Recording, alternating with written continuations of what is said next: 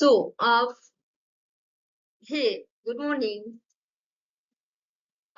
This topic will definitely help you to how to understand financial accounting. So, definition of financial accounting. First, we have to know about the definition. So, financial accounting is the branch of accounting that involved recording. It means every transaction you have to record, every transaction you have to classify according to their status.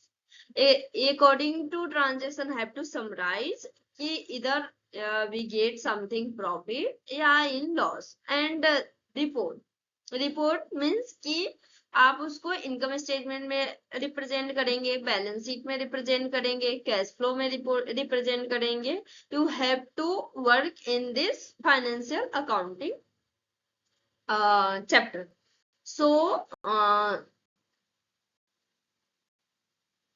it focus on the preparation of financial statements such as income statement, three kind of financial statement like income statement, balance sheet and cash flow statement, which present an accurate and fair view of the financial performance and position of an entity. Entity means any business. So it is primarily intended for external user. Like primarily हमें ऐसा लगता है कि ये external user क्या है, like investor देखेगा कि कंपनी प्रॉफिट में है या लॉस में है. क्रेडिटर देखेगा कि जो हम मनी दिए हैं वो रिटर्न होंगे या नहीं होंगे. रेगुलेटर देखेगा कि ये अकाउंटिंग स्टैंडर्ड को फॉलो कर रहे हैं या नहीं कर रहे हैं. And other stakeholder helping them and other stakeholder like anyone make informed decision about the business. कोई भी स्टेक होल्डर होंगे वो अपना उसके अकॉर्डिंग डिसीजन लेंगे कि इधर दिस बिजनेस इज इन्वेस्टेबल या not. So in nutshell, financial accounting is a systematic process of keeping track of business transaction. Nutshell में हम ये कर सकते हैं कि फाइनेंशियल अकाउंटिंग इज सिस्टमेटिक है कि everything should be in a proper system. Like first we have to record, then classify, then summarise and then report. So this is the systematic process of keeping track of business transaction and prepare report to show the financial health of an organization. So report बनाते हैं, it's mean कि profit and loss बनाते हैं, income statement बनाते हैं, cash book बनाते हैं. सो इससे फाइंड आउट करते हैं कि इधर our company is financial healthy या not. Next move, definition of accounting standard. Accounting standard क्या होता है, क्यों अकाउंटिंग का स्टैंडर्ड बनाया गया. तो accounting standard are authoritative guideline and rule issued by the recognized accounting body that specify how financial transaction events should be recognized, measured, presented, and disclosed in financial statement. So every transaction should be in presentable form. It's mean कि uniformity होनी चाहिए. हम इधर Ram enterprises है, Ram enterprises भी same तरह का uniformity maintain करे. श्याम इंटरप्राइजेस भी बना रहे, टाटा बना रहा है, रिलायंस बना रहा है. सारा का बैलेंस शीट अगर आप देखेंगे तो सबका बैलेंस शीट का जो फॉर्मेट है वो सेम रहेगा. Just because of accounting standard, क्योंकि ऐसे ही बनाना, अकाउंटिंग का स्टैंडर्ड का फॉर्मेट ही है, ऐसा है. कंसिस्टेंसी, कंसिस्टेंसी मतलब ऐसा नहीं है कि एक बार हम बना लिए ये तो एक नेक्स्ट बार ये सेम ट्रांजेक्शन को हम ऐसे रिकॉर्ड नहीं करेंगे. We have to record consistently. अगर लास्ट ईयर में ऐसे किया तो अगले साल में भी ऐसे करेंगे. Next after next and after next next next same transaction का कंसिस्टेंस रहेगी. ट्रांसपेरेंसी रहेगी कि मैनिपुलेट नहीं करें हम डेटा को. कंपेरेबिलिटी होगी कि हम पिछले साल से इंट्रा कंपेयर कर सकते हैं, इंटर कंपेयर कर सकते हैं. इंट्रा कंपेयर मीन्स कि company to company, internal company कर रहे हैं, लास्ट ईयर में हमारा कितना प्रॉफिट था, इस ईयर में कितना प्रॉफिट है. और इंटर कंपेरेबिलिटी मीन्स कि हम दूसरे कंपनी से कंपेयर कर रहे हैं. across different organizations. So accounting standards are the common set of rules that all companies follow while preparing their account so that their financial statements are reliable and easy to compare. Simple term में ये हुआ कि common set of rule है that all company will have to follow while preparing their accounts. either profit and loss बनाएगा, trial balance बनाएगा, balance sheet बनाएगा, इधर company हो, पार्टनरशिप हो, सोल प्रोप्राइटरशिप हो, सबके लिए एक सेट ऑफ रूल है कि आपको ट्रांजेक्शन रिकॉर्ड करनी है, प्रॉफिट एंड लॉस निकालना है, ट्रेडिंग में ट्रांसफर करनी है, फिर प्रॉफिट एंड लॉस में, फिर बैलेंस शीट में जाना है. So accounting standard help to maintain proper account. Okay, so objective of accounting standard, uniformity in accounting process. Objective accounting standard का फर्स्ट ये हुआ कि यूनिफॉर्मिटी है, to bring consistency in the way financial transaction are recorded and reported across different organisation. एक ही kind के organisation नहीं है, अलग अलग काइंड के ऑर्गेनाइजेशन है. कोई बुक स्टॉक का है, कोई मशीन बेच रहा है, कोई आईटी सेक्टर में अलग अलग सॉफ्टवेयर बना रहे हैं, कोई हार्डवेयर बना रहा है. तो सबका ट्रांजेक्शन अमाउंट अलग हो सकते हैं, सबका ट्रांजेक्शन अलग हो सकता है सब. लेकिन ये स्टैंडर्ड सबका सेम है कि अगर पैसे आए हैं तो डेबिट ही करेंगे, पैसे जाएंगे तो क्रेडिट ही करेंगे. Okay, next point is reliability of financial statement. Reliable होना चाहिए, फाइनेंशियल एक्यूरेट होनी चाहिए, फेयर होनी चाहिए, फ्री फ्रॉम बायस और मैनिपुलेशन होना चाहिए.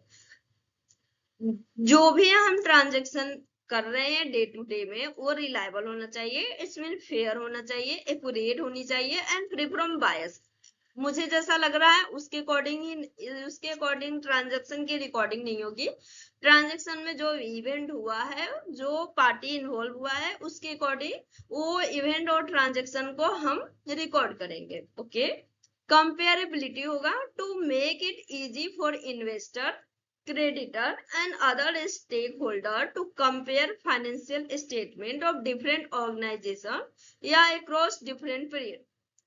Comparability means it doesn't mean कि हम अपने इंटरनल कंपेयर ही करते हैं या एक्सटर्नल कंपेयर ही करते हैं. कोई इन्वेस्टर मेरे कंपनी में इन्वेस्ट करने में इंटरेस्टेड है तो वो भी कंपेयर करेगा कि which one is best. So easy for the investor as well as creditor and other stakeholder भी आते हैं. लाइक कोई इन्वेस्ट किया है तो कैपिटल दिया है, पैसा दिया है तो वो इन्वेस्टर हो गए, कोई डेटर है तो वो हो गया, कोई और सैलरी पर्सन है जो पर्सन अपना माइंड दे रहा है, इंटेलेक्चुअल माइंड दे रहा है, तो उसके भी. तो सबके लिए कंपेरेबिलिटी होना चाहिए, इजी होना चाहिए. Transparency and disclosure, to provide complete and clear information about a company financial performance, position and risk. It's mean की ट्रांसपेरेंसी होनी चाहिए, जो भी हम कर रहे हैं वो सबके लिए इक्वल हो, स्टेक होल्डर के लिए वही इंफॉर्मेशन हो, कंपनी के ओनर के लिए वही इंफॉर्मेशन हो, क्रेडिटर के लिए वही सेम इंफॉर्मेशन प्रोवाइड कर रहे हैं, इन्वेस्टर को सेम इंफॉर्मेशन प्रोवाइड कर रहे हैं, पब्लिक डोमेन में भी वही इंफॉर्मेशन है. सो ट्रांसपेरेंसी होनी चाहिए, जो भी अकाउंटिंग ट्रांजेक्शन को हम रिकॉर्ड कर रहे हैं उसमें should be a transparency so that everyone can believe. Disclosure होना चाहिए कि हम जो पब्लिक डोमेन में डाले हैं वही सेम चीज पब्लिक डोमेन में सारी चीजें होनी चाहिए. इट्स मीन कि डिस्क्लोज है सारा information. Protection of stakeholder interest. Fourth point is protection of fifth point stakeholder interest, to safeguard the interest of investor के इंटरेस्ट को प्रोटेक्ट करेंगे, क्रेडिटर के इंटरेस्ट को प्रोटेक्ट करेंगे, employ public by providing trustworthy financial information. से अगर ऐसा होगा कि कंपनी अपनी प्रॉफिट को जानबूझ के कम कर रही है तो क्या होगा कि हमें जो भी स्टेक होल्डर है, लाइक हम शेयर होल्डर हैं तो हमें डिविडेंड नहीं मिलेगी, क्योंकि प्रॉफिट होता है तो आप एलिजिबल हो कि आपको प्रॉफिट मिलेगी, डिविडेंड मिलेगी।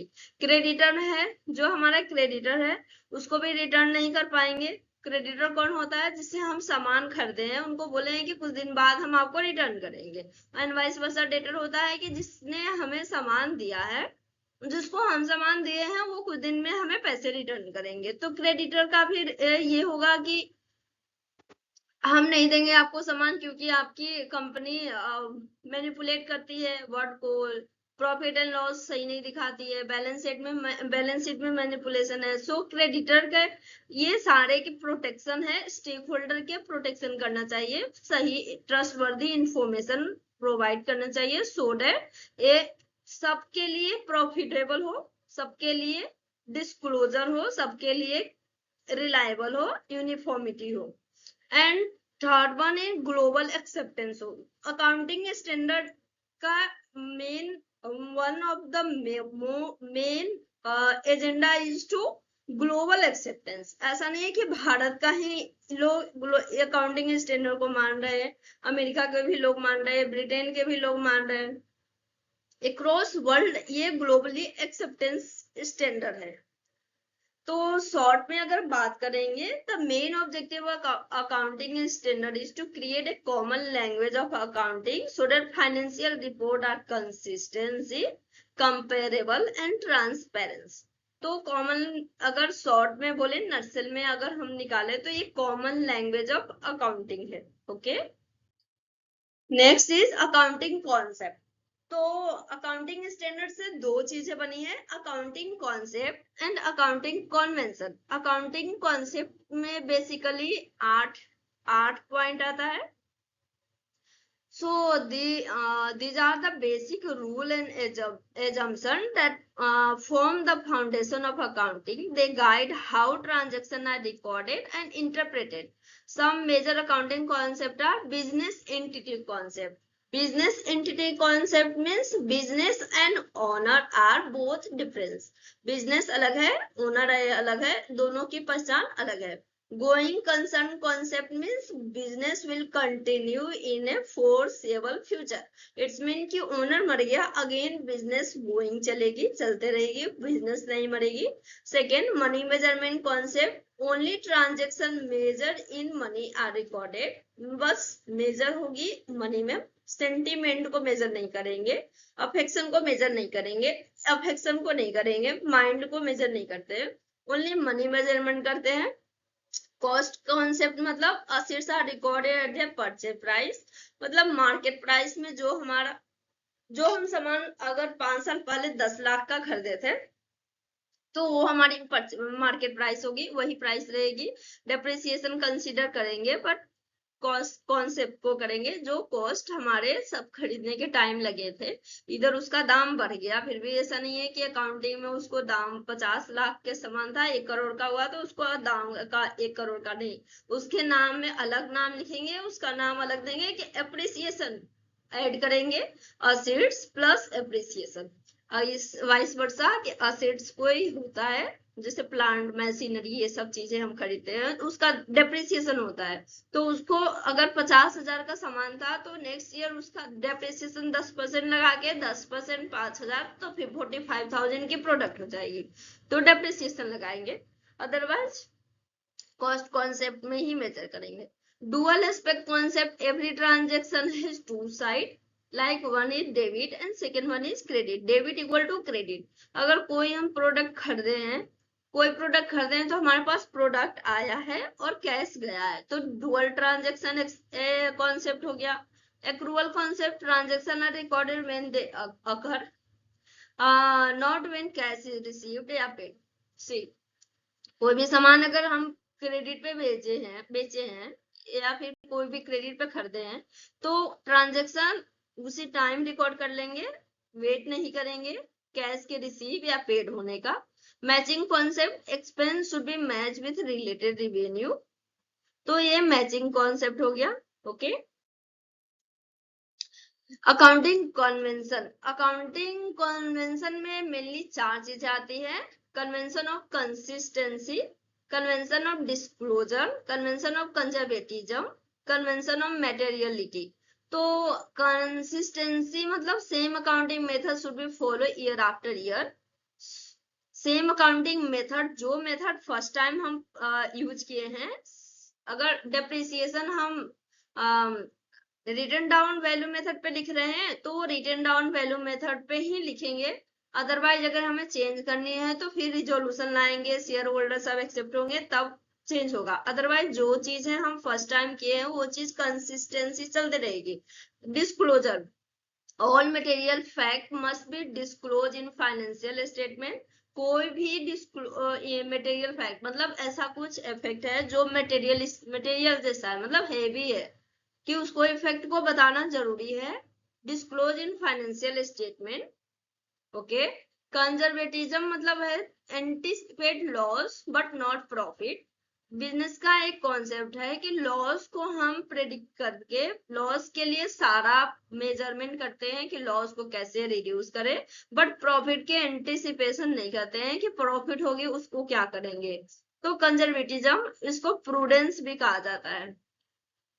And then materialistic, significant items should be separately recorded, trivial item may be ignored। तो सिग्निफिकेंट आइटम है जो वैल्यू ऐड कर रहे हैं कंपनी में, उसको सेपरेट रिकॉर्ड करेंगे। मटेरियलिटी मतलब कोई वैल्यूएबल चीजें हैं, जैसे गुडविल हुआ तो उसको रिकॉर्ड करेंगे, अलग ट्रांजेक्शन बनाएंगे उसके लिए। So I hope you all this lecture will definitely help you to understand the basic concept of accounting standard, accounting convention, accounting concept.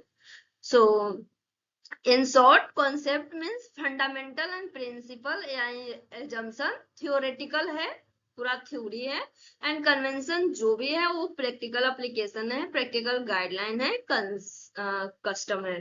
So